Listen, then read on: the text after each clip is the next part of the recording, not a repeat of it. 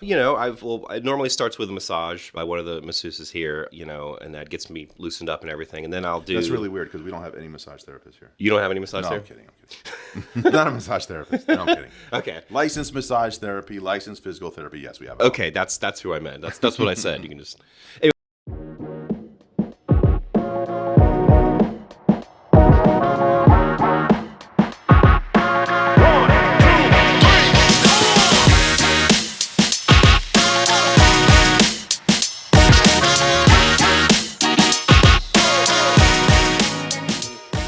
Welcome to the Back to Work Melbourne podcast, where Dr. Dorfman is your federal workers' comp OWCP expert in Brevard County, Florida.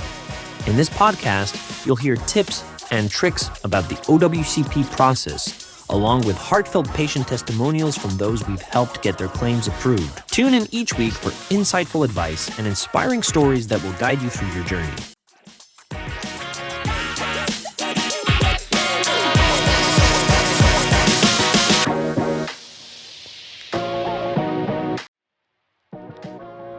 So good morning. We are here again on another podcast to Back to Work Melbourne. And we have Jeff, one of our longtime patients. Jeff, how long have you been here? I started here last year, October. I'm pretty sure it was. So we'll call that a long time. So what I want to do is I just want to ask you some questions and certainly want your truthful answers of how your experience has been before you started here and afterwards, because we see all kinds of patients. We see patients whom met us not until a year after their injury. Other people found out about us immediately after their injury. Mm-hmm. So let's talk about your injury. What happened? How did you injure yourself? I was working, and this was like October last year. And basically, I was walking back to the truck, and I just didn't see a sewer drain, and I stepped off the drain. It was about that far, and I just landed wrong on my ankle, and I went all the way down. I heard a loud noise, hit the ground, So I rolled my ankle really bad. Told my managers and everything, and it swole up, and pretty much,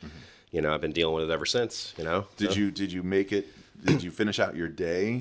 I tried to, and it was pretty impossible. I only had a few more packages. It was Amazon Sunday, and I wanted to just continue. And I got out of the truck, started walking, and and it was swole. It swole up so fast, it was kind of crazy. But so pretty quickly we realized I could not work.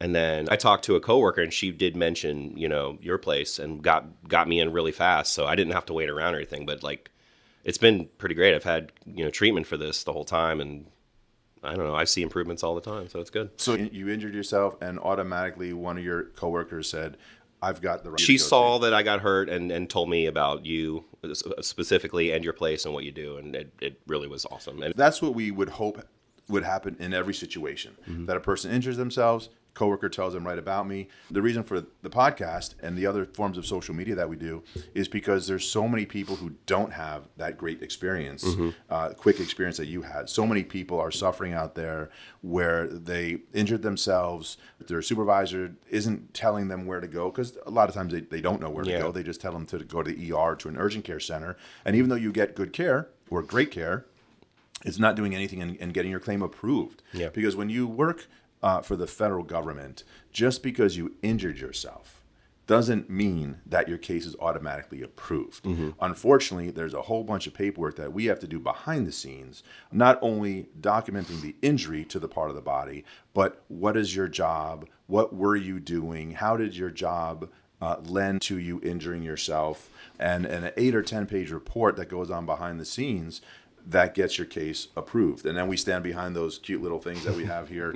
But I'm glad in your perfect situation that you were told by a coworker so immediately. Mm-hmm. And that's what we're always doing, is we're always telling our patients, giving them brochures and cards, and say, hey, any of your coworkers injure themselves, let them know about me, because nobody else is telling them. And it wasn't until this podcast and our social media that now I'm getting out to those people that now know me before they even injure themselves. And that's what I want to do, is get people to know me before they even injure themselves, so they don't have to deal with a supervisor or someone sending them in the wrong direction. You had a person that luckily thought enough about you to care about you and say, hey, you know what, you injured yourself, you need to go to the right person, instead of farting around throughout the workers' comp and with your supervisors and everyone sending you off into the wrong direction. Right. So how has your treatment been here so far? So you come in here in the morning times, you're treated by...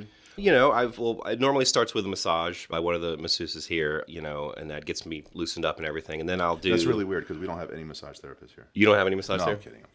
I'm kidding. Not a massage therapist. No, I'm kidding. Okay. Licensed massage therapy, licensed physical therapy. Yes, we have. Okay, that's who I meant. That's what I said. You can just anyway. So I'll get that done, and then I'll normally do like some kind of ankle stretches, and I do like a hip box sit to help my hips. There's also stimulation that happens, ultrasound. There's a lot of good things that have been helping me, stretching and things like that. So, Federal workers' comp, you have wonderful insurance, but you have insurance that luckily pays for your medical bills, which is different than other forms of workers' comp.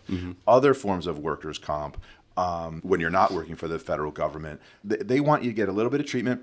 You go to the doctor 2 or 3 times, they make you feel important, and then they automatically cut your care. When you're not working for the federal government, you treat a few times, and what you don't know what's going on behind the scenes is the insurance company is calling your doctor, and they're saying, we want them back to work, no more visits. They're not looking to spend any money, and they just want you back to work. Working for the federal government is completely different. You have insurance, and they do pay your medical bills. All we have to do is successfully document your injuries and the treatment that you're getting and answer all their questions. And there's a lot of them, but it's okay. But the great part is that when you do injure yourselves, as long as you're going to the right place, you're able to get that treatment. And as long as you're injured and we're documenting those injuries, you're able to get that treatment as long as you need to, so you can get back to work, and you're working. oh yeah. Were you ever out of work, or did you just work this whole time? No, I was for a while when it was like a brand new injury, and then I started coming here, and I was going 2 or 3 days a week, and then we've got it down to 1 now because it's working, And like I have no restrictions at work. The important part when patients start here is sometimes patients feel that if they're treating, they can't be working, that you can't be doing both. And we explain to them, we want you working. Yeah. We're not looking to be part of the problem. We're not looking to have you out of work. We start off your treatment with your work restriction form. I explain, and the nurse practitioner explains to the patient that we don't want to give you restrictions unless you need them. If you're at work and you need restrictions, no problem. But we know that sometimes presents a little bit of a problem because your employer doesn't want you there with too many restrictions. Right. They would rather you just be home. And we're not looking for you to be home. We want you working. And I always say to patients, the best way to know if you're really going to get paid on Friday is by working. Because sometimes you don't know what's going to happen on Friday when you get paid. So I always say to patients, this is not a vacation. We want you back to work. We're not looking to be part of the problem. We're not looking to have you out of work and just on a vacation. We want you back to work. And a great number of our patients are still working. We have, I think, maybe 5 to 10%, maybe closer to 5 or 7% of our patients are not working. The other 93%, they're already working because you have a retirement. There's a pot of gold at the end of your rainbow. You just want to get there. Yep. And people think that federal workers comp is kind of like personal injury when you hurt yourself in a car accident. Now you have an attorney and you're suing the other insurance company. Nothing like that is going on with federal workers comp. I mean, yes, are there federal workers comp attorneys that do help those patients that for some reason are not getting paid, because that does happen. But other than that, there's no attorneys involved. You're just treating for the injury that occurred when you were working. But a lot of patients don't understand that, and a lot of patients feel that if they're seeking treatment, that they can't be working. No, you can be doing both. You can be coming to the doctor's office and working. That's our job, is to get you working as quickly as possible.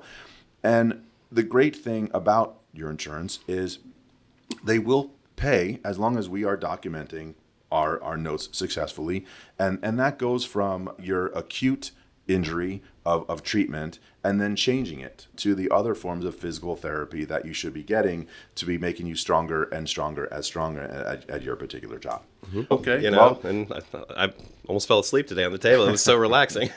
We appreciate you being a patient. Yeah. We appreciate our patients referring It's been real over smooth. their coworkers and co-family, not only here in Melbourne, but we also have the office in Orlando, because at the beginning we had so many patients coming here from Orlando that we opened up an office in Orlando. So now those Orlando patients can stay in Orlando. We can keep all these patients here on the East Coast, everywhere from Daytona, some patients sometimes even from Jacksonville, but patients from Daytona all the way down to West Palm and Fort Pierce and Port St. Lucie. We see patients everywhere because there's nowhere for them to go. They go to the orthopedic doctors, and orthopedic doctors do give great care and, of course, surgery when needed, but they don't know how to fill out the paperwork. So a lot of times the person injures themselves and they go straight to the orthopedic doctor. The orthopedic doctor can treat them, but they don't know how to do the paperwork. And then when they don't know how to do the paperwork, now your case is not accepted. Your bills are not paid. You don't get the money that you need when you're out of work, all because the case wasn't accepted. So what I always say to these patients is you come here first. We get your claim accepted. And then if it's an orthopedic doctor that you need, great, no problem. We'll send you to the orthopedic doctor. We have orthopedic doctors that call us and they say, hey, I have this new federal workers' comp patient and we have no problems treating them, but we don't know how to do the paperwork. So they refer it over to us. We do the examination. We fill out the paperwork correctly and refer that right back over to the orthopedic doctor who should be seeing that patient. These patients don't understand when you are involved in a federal work injury, you have to be going to a doctor who specializes in the treatment of your injuries and the documentation of those injuries in your paperwork. Because there's a lot of paperwork. If you don't know how to fill it out correctly, then it's you're going nowhere. But when you know how to fill that paperwork out correctly, it makes it very easy. Yeah, it's been pretty smooth, like through and through. So well, we appreciate you being a patient. Yeah. Thank you for being here today on the podcast. I've been trying to get you in for weeks Yeah. and weeks and weeks. It's true. But I'm glad you made it here today. Thank you. All right, man. Glad to be here. Great to see you.